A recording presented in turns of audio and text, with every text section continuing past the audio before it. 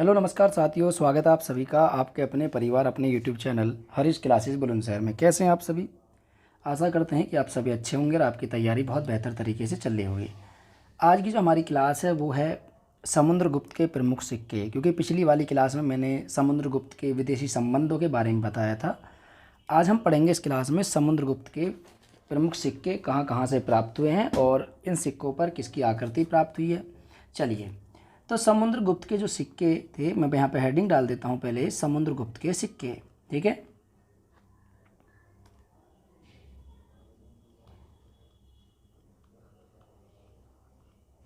समुद्रगुप्त के सिक्के।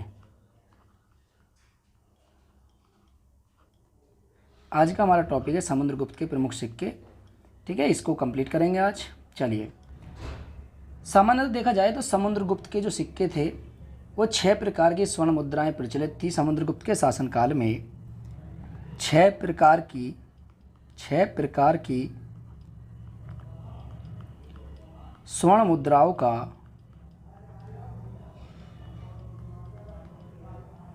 का प्रचलन था। ठीक है, यानी प्रचलन था।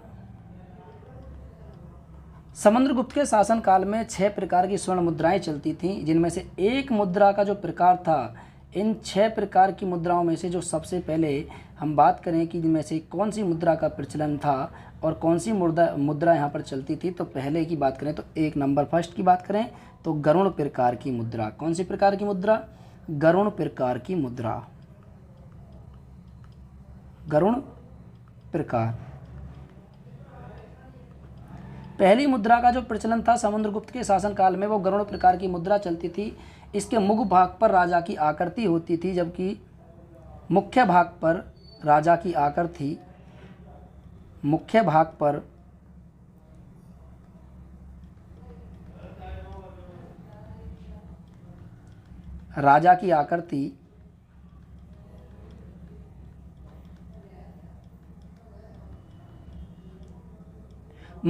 पर इसके राजा की आकृति हुआ करती थी, जबकि पिछले वाले भाग की बात करें आकृति गरुड़ ध्वज तथा पृष्ठ भाग पर पराक्रम अंकित था। मुख्य भाग पर राजा की आकृति तथा पृष्ठ भाग पर, यह जो पिछला वाला भाग था यानी पृष्ठ भाग पर राजा की उपाधि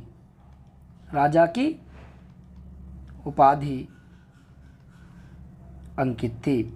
उपाधि में बात करें तो यहाँ पर इसको पराक्रम, क्या उपाधि, एक उपाधि की बात करें तो समुद्रगुप्त की जो उपाधि थी इसका नाम था पराक्रम।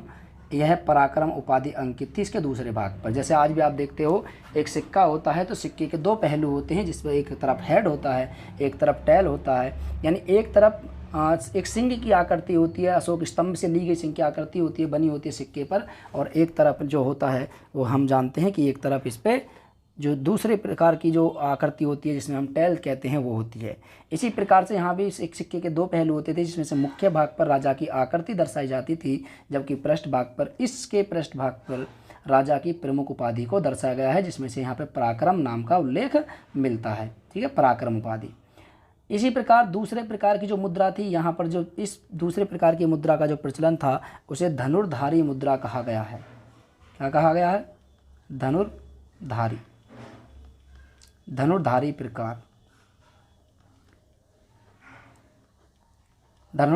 प्रकार। इसकी बात करें तो ये मुद्रा का किस प्रकार का प्रचलन था, तो इसके मुख्य भाग पर सम्राट धनुष बाण लिए अंकित था। मुख्य भाग की बात करें तो इसके मुख्य भाग पर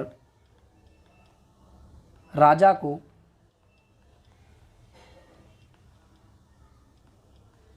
धनुष बाण सहित दिखाया गया है,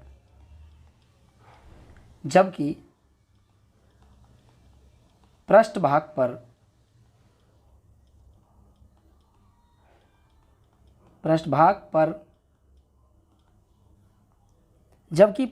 की बात करें तो पृष्ठ भाग पर उसकी उपाधि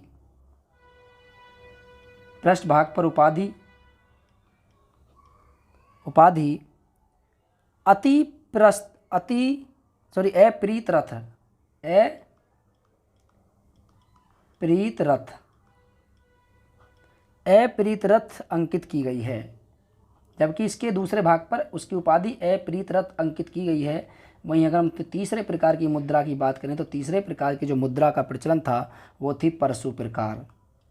समुद्रगुप्त के शासनकाल में तीसरे प्रकार की मुद्रा जो थी वो थी परशु प्रकार की मुद्रा। और इस परशु प्रकार की मुद्रा की बात करें तो ये इसने कब अंकित करवाई थी, समुद्रगुप्त ने कब अंकित करवाई थी ये मुद्रा, तो बात करें आगे बात करते हैं इसके बारे में। देखिए इसमें इसके मुख्य भाग पर यानी मुख भाग पर,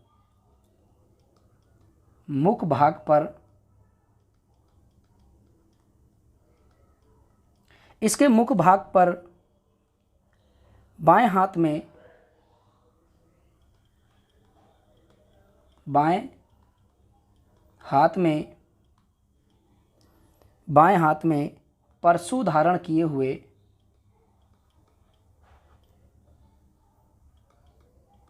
परशु धारण किए हुए, ठीक है, परशु धारण किए हुए राजा का चित्र दिखाया गया है तथा इसके पृष्ठ भाग पर देवी की आकृति अंकित की गई है, तथा पृष्ठ भाग पर, पृष्ठ भाग पर देवी की आकृति अंकित की गई थी।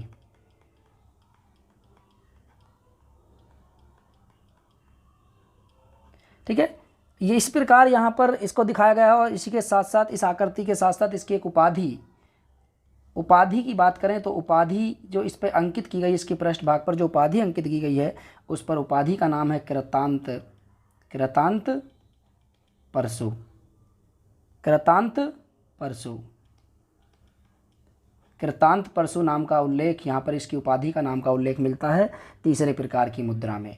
चौथे प्रकार की मुद्रा की बात करें तो इसमें चौथे प्रकार की जो मुद्रा का प्रचलन था समुद्रगुप्त के शासनकाल में वो थी अश्वमेघ प्रकार की मुद्रा। कौन सी? अश्वमेघ प्रकार। अश्वमेघ प्रकार की मुद्रा की बात करें तो इस मुद्रा में ये सिक्के समुद्रगुप्त द्वारा अश्वमेघ यज्ञ किए जाने के प्रमाण में दिखाए गए हैं। यानी इन सिक्कों पर अश्वमेघ यज्ञ करते हुए समुद्रगुप्त को दिखाया गया है। इसके मुख भाग पर यज्ञ में बंधे हुए घोड़े का चित्र है। मुख भाग पर क्या है? इसके मुख भाग पर, मुख भाग पर, ठीक है, मुख भाग पर यज्ञ में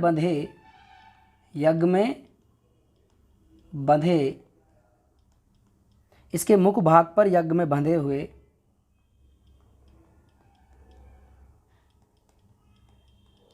घोड़े का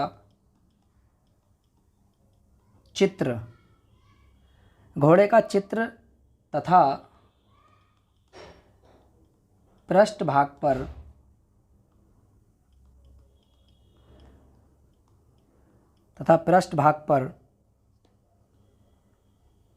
राजमहिषी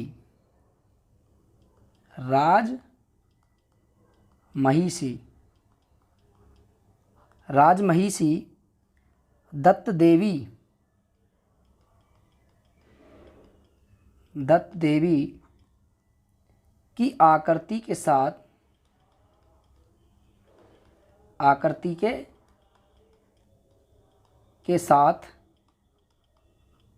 आकृति के साथ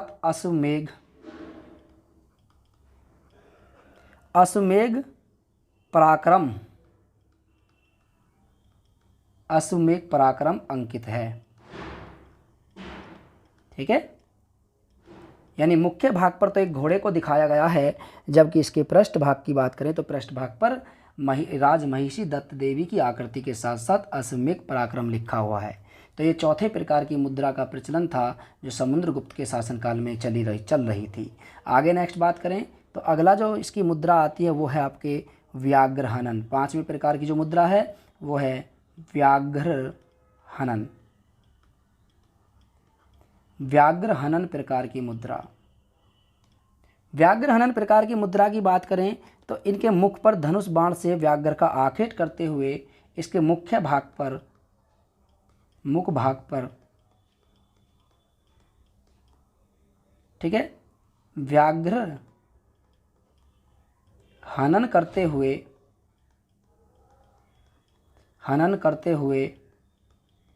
इसके मुख भाग पर व्याघ्र हनन करते हुए आखेट दिखाया गया है। आखेट का चित्र है, ठीक है, हनन करते हुए, यानी इसमें सम्राट को दिखाया गया हाथ में धनुष बाण है और धनुष बाण को इस प्रकार से अंकित किया गया है कि वो एक बाघ का क्या कर रहे हैं, बाघ का शिकार कर रहे हैं। इसमें एक तरफ इसके मुख्य भाग पर इसकी आकृति बनी हुई है, जबकि पृष्ठ भाग की बात करें यानी इसके पिछले भाग की बात करें तो पृष्ठ भाग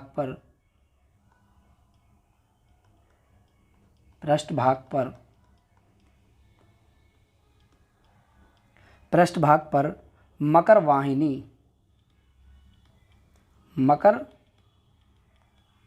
वाहिनी, जबकि इसके पृष्ठ भाग पर मकर वाहिनी गंगा की आकृति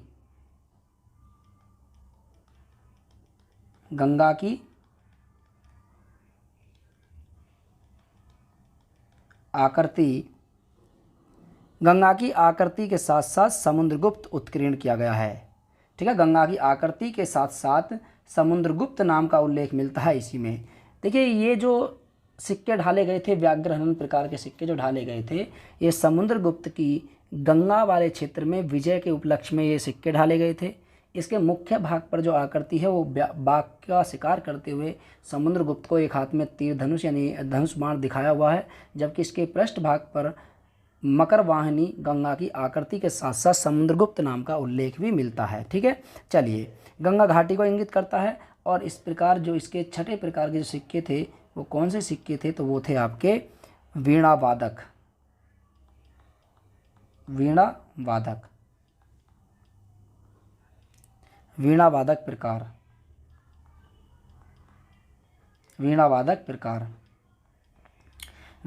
प्रकार के सिक्के का प्रचलन किस प्रकार था। इस प्रकार के सिक्कों पर समुद्रगुप्त को इन सिक्कों पर समुद्रगुप्त को वीणा बजाते हुए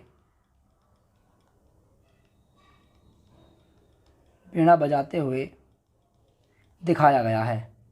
क्या किया गया है, वीणा बजाते हुए दिखाया गया है इसके मुख्य भाग पर, ठीक है। चलिए आगे बात करें तो ये तो थे समुद्रगुप्त के शासनकाल में प्रचलन में सिक्के। अब जानते हैं समुद्रगुप्त की समाप्ति के बाद यानी समुद्रगुप्त की मृत्यु के बाद इसका उत्तराधिकारी, तो समुद्रगुप्त का उत्तराधिकारी कौन बना, रामगुप्त, ठीक है, शासक रामगुप्त,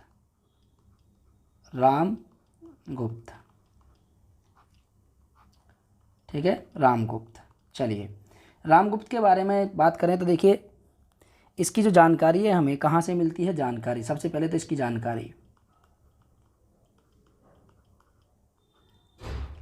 जानकारी हमें मिलती है कहाँ से। इसकी जानकारी की बात करें देखिए इसके जो बारे में जानकारी मिलती है वो विशाखा दत्त द्वारा, ठीक है, विशाखा दत्त द्वारा देवी चंद्रगुप्तम, ठीक है, कहाँ से मिलती है। एक विशाखा दत्त ने एक पुस्तक लिखी थी, विशाखा दत्त द्वारा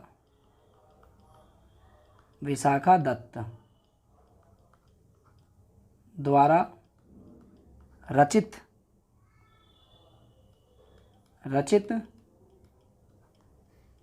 देवी चंद्रगुप्तम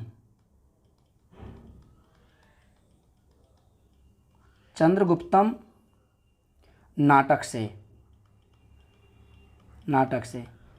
एक जानकारी तो यहाँ से मिलती है, एक जानकारी का स्रोत ये है। दूसरा है हर्ष चरित्र,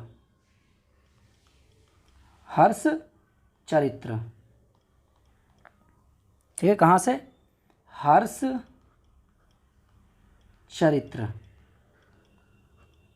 चरित्र से जानकारी मिलती है। और तीसरी जो जानकारी हमें मिलती है इसी के बारे में वो मिलती है काव्य मीमांसा से। काव्य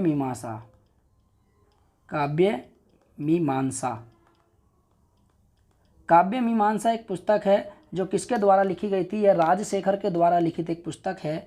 किसके द्वारा, राजशेखर के द्वारा लिखित पुस्तक है, इसका नाम है काव्य मीमांसा। और इस पुस्तक से हमें जानकारी मिलती है किसके बारे में, इसी पुस्तक से जानकारी मिलती है हमें रामगुप्त के बारे में। काव्य मीमांसा राष्ट्रकूट अभंग वर्ष के शक संवत 795 ईस्वी के संजान ताम्रपत्र और गोविंद चतुर्थ के सांगली व खंबात ताम्रपत्रों में मिलता है इसके बारे में जानकारी। ठीक है, चलिए आगे बात करें। इसकी पत्नी का नाम ध्रुव देवी था, जो आगे जाकर के चंद्रगुप्त प्रथम की पत्नी बनेंगी। तो इसकी पत्नी का नाम की बात करें तो पत्नी कौन थी, इसकी पत्नी थी ध्रुव देवी। ध्रुव देवी, इसकी पत्नी का नाम था ध्रुव देवी। इसके शासनकाल में शकों के द्वारा आक्रमण किया गया था। शकों द्वारा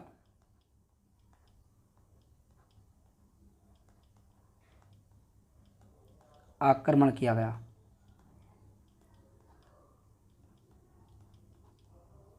इसके शासनकाल में शकों द्वारा आक्रमण किया गया था। और इसके शासनकाल के जो सिक्के हमें प्राप्त हुए हैं विदिशा एवं उदयगिरी से। इसके शासनकाल के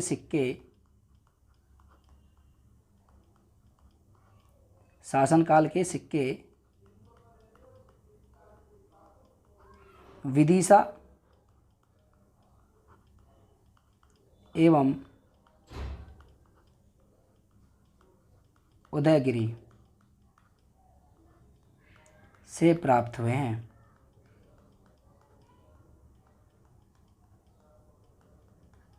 विदिशा एवं उदयगिरी से इसके काल के सिक्के प्राप्त हुए हैं हमें यहाँ पे। ठीक है, चलिए तो ये इसके बारे में जानकारी है।